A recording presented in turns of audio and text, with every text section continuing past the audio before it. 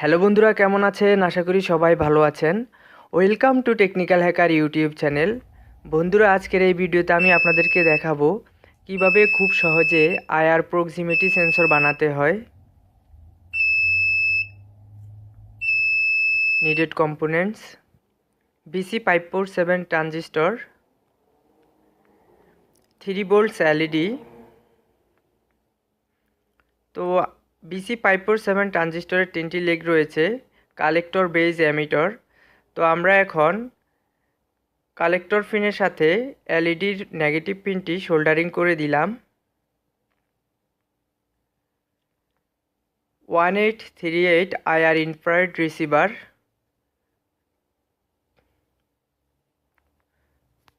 তো আমরা IR infrared রিসিভারের প্রথম পিনের সাথে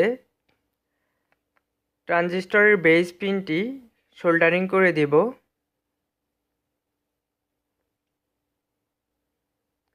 তো দেখতে পাচ্ছেন আমি ট্রানজিস্টরের বেজের সাথে আইআর ইনফ্রারেড রিসিভারের প্রথম পিনের সাথে সোল্ডারিং করে দিলাম। তারপর আমাদেরকে একটি এক্সট্রা ওয়্যার নিয়ে আইআর ইনফ্রারেড রিসিভারের থার্ড পিনের সাথে এলইডির পজিটিভের সাথে সোল্ডারিং করে দিতে হবে। তো আমি এখন এলইডির পজিটিভ ওয়্যারটির সাথে এক্সট্রা ওয়্যারটি কানেক্ট করে দিলাম। 5 ভোল্ট বাজার। তো আমরা এখন বাজারটি এলইডির সাথে সংযুক্ত করে দেব।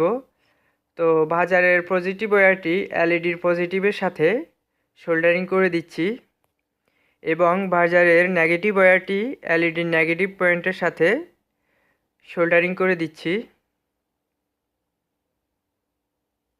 তো দেখতে পাচ্ছেন সোল্ডারিং করে দিলাম। 47 UF 25 ভোল্ট ক্যাপাসিটর। তো আমরা এখন ক্যাপাসিটরের নেগেটিভ সাইডটি ট্রানজিস্টরের এমিটার পিনের সাথে সোল্ডারিং করে দিচ্ছি। তারপর ক্যাপাসিটরের পজিটিভ পিনটি ট্রানজিস্টরের বেজ পিনের সাথে সোল্ডারিং করে দেব এখন। তো দেখতে পাচ্ছেন ক্যাপাসিটরের পজিটিভ পিনটি ট্রানজিস্টরের বেজ পিনের সাথে সোল্ডারিং করে দিলাম। তো আমাদেরকে এরকম একটি এক্সট্রা কপার ওয়্যার নিতে হবে। তো আমরা এখন আইআর ইনফ্রারেড রিসিভারের মিডল পিন থেকে BC547 ট্রানজিস্টরের এমিটার পিনের সাথে সোল্ডারিং করে দেব। তো দেখতে পাচ্ছেন আমাদের সার্কিটটি কমপ্লিট হয়ে গেল। এখন আমরা 5 ভোল্ট পাওয়ার সাপ্লাইয়ের সাথে কানেক্ট করে দেখব। আপনারা ইচ্ছা করলে 3.7 ভোল্ট দিয়েও এটি ইউজ করতে পারেন। তো 5 ভোল্ট পাওয়ার সাপ্লাইয়ের পজিটিভ ওয়্যারটি আমি এলইডির পজিটিভের সাথে সোল্ডারিং করে দিলাম এবং নেগেটিভ ওয়্যারটি আইআর ইনফ্রারেড রিসিভারের মিডল পিনের সাথে সোল্ডারিং করে দিলাম। তো দেখতে পাচ্ছেন আমাদের সার্কিটটি কাজ করতেছে। তারপর আমাদেরকে যে কোনো একটি রিমোট নিতে হবে এবং এটিকে খুলে নিতে হবে। তো আমি রিমোটটি খুলে নিলাম। তারপর যে কোনো একটি কিকে শর্ট করে দিতে হবে। তো আমি শর্ট করে দিলাম। তাহলে আমরা যখন ব্যাটারি কানেক্ট করব তখন রিমোটটি কন্টিনিউয়াসলি কাজ করবে। তো আমি আবার রিমোটটি সেট করে নিচ্ছি।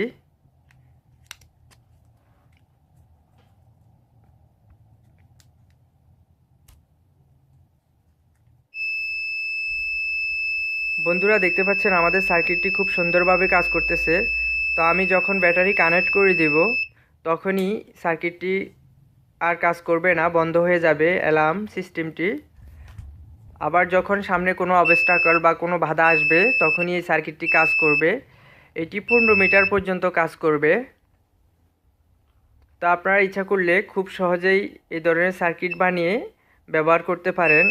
ইচ্ছা করলে আপনারা এই সার্কিটটি 220 ভোল্টের সাথেও সংযুক্ত করতে পারেন। আমি পরবর্তীতে একটি ভিডিওতে আপনাদেরকে দেখাবো কিভাবে এই সার্কিটটি দিয়ে আপনারা 220 ভোল্টের সাথে ব্যবহার করবেন।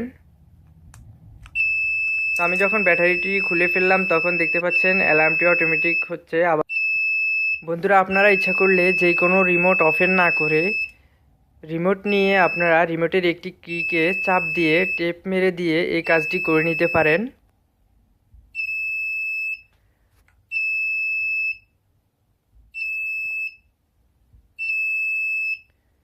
বন্ধুরা, আশা করি ভিডিওটি অনেক ভালো লেগেছে।